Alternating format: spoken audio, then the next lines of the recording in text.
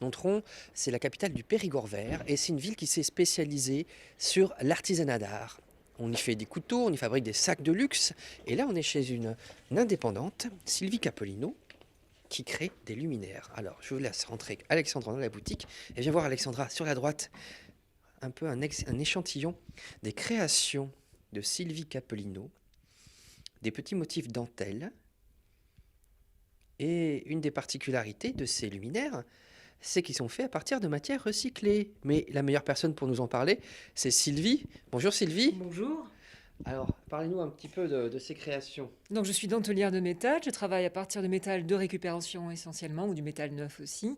Je cisèle le métal pour créer donc des effets des jeux d'optique avec la lumière, des jeux d'ombre et de lumière.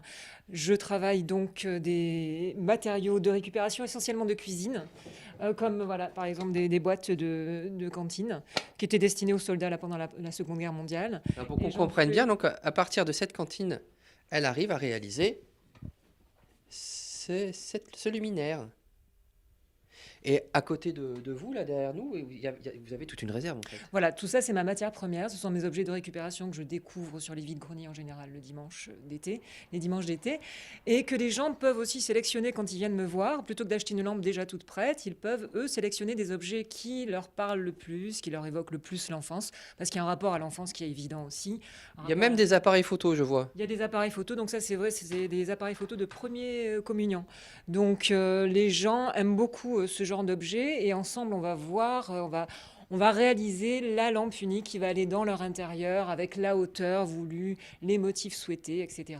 Donc ça, ils peuvent aussi m'apporter d'ailleurs leurs propres objets de famille. Et là, c'est encore plus émouvant parce qu'il y a une histoire derrière. Et donc moi, je vais passer d'une génération à l'autre un objet qui aura servi à autre chose. Donc c'est vraiment de la récup. Alors, maintenant, moi, ça m'intéresserait de vous voir un petit peu à votre établi. Mais je vous en Hein, on prie. va vous suivre au fond Oui. de la boutique. C'était une ancienne boutique ici, c'était une librairie à marchand de journaux. Alors au passage, vous pouvez voir ici là, des morceaux de cuir, regardez là, parce que parfois la base de certains luminaires est en cuir tourné.